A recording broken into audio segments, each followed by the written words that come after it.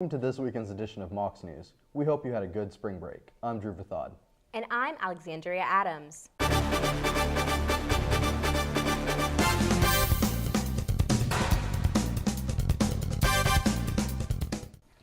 A UTC freshman faces manslaughter charges after driving under the influence and killing a man. The incident took place on March 9th in Panama City Beach, Florida. According to the Times Free Press, 18-year-old Bruce George's car collided into 22-year-old Brandon Beverly of Knoxville, who was riding a scooter when George's car veered into his lane. George's blood alcohol level was 0.159. Beverly was taken to a local hospital where he was pronounced dead. George was taken into police custody and released on a $100,000 bond. Besides the DUI manslaughter charge, UTC spokesman Chuck Cantrell says if student judicial charges are placed, George's punishment could range from community service to dismissal from the university. With the end of the year creeping up, students have to start planning for next fall. The off-campus housing fair this past Wednesday in the Tennessee room of the UC was meant to inform students of off-campus living. The event was organized by Dean of Students Jim Hicks, where multiple complexes in the surrounding area informed interested students about their locations.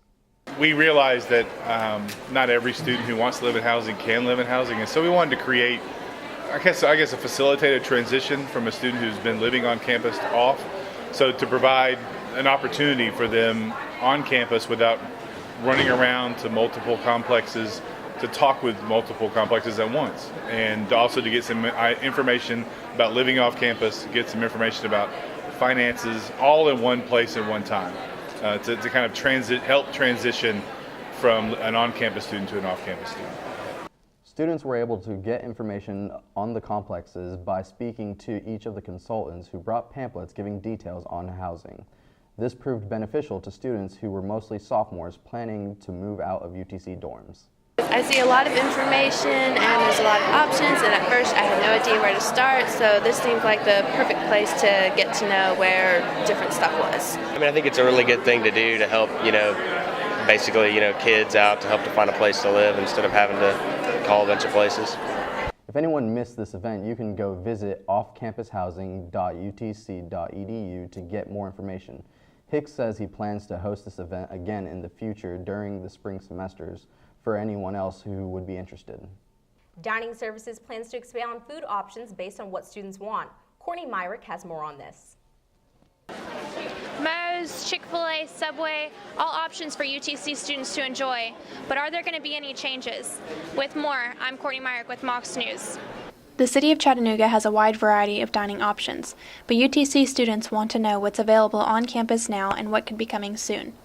So I sat down with MK Cole, resident district manager, and Megan Corcoran, marketing manager, to talk about the logistics of it all. The company who is ultimately in charge of the food options for UTC is Airmark, but student feedback is what controls what stays and what goes. Yeah, when sales start to fall off, we start looking, right, because obviously the students aren't interested anymore, so we got to figure out why or what next. They spoke about a Starbucks being added to the inside of the new library. Cole said she is already working on getting the funding ready so that they can make it happen whenever the library is finished. Depending on popularity and sales of the new Starbucks on campus, UTC students might see Java City replaced with something other than a full-service coffee station. The focus this semester, Cole and Corcoran said, was to add variety, expanding the South Campus options and having more late-night options for students.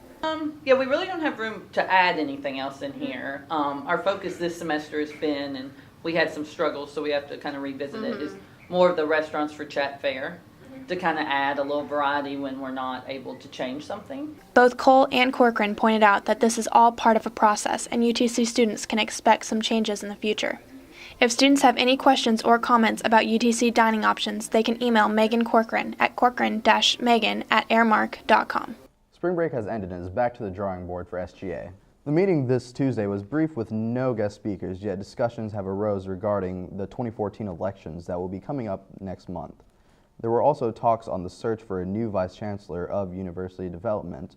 Updates on this will follow. Despite the short time span, SGA went through a staggering list of bills this week. This included the recognition of UTC LEAD as a student organization. Other bills granted money allocations that would cover expenses for events that include a ping pong tournament, a graduation event for Elect Her, organization, a lecture from the speaker, Dr. Michael Scullin, and ticket giveaways for Mock Madness. With the bills passed, SGA has roughly $57,000 left in their budget. They meet every Tuesday in the UC Raccoon Mountain Room at 3:05 p.m. Anyone is welcome to attend. That does it for this edition of Mocs News. Thank you for joining us. Be sure to check out our videos uploaded throughout the week to YouTube. We're on UTC TV channel and Housing Channel 2.3, so tune in. Until next time, have a great weekend from all of us here at Mocs News.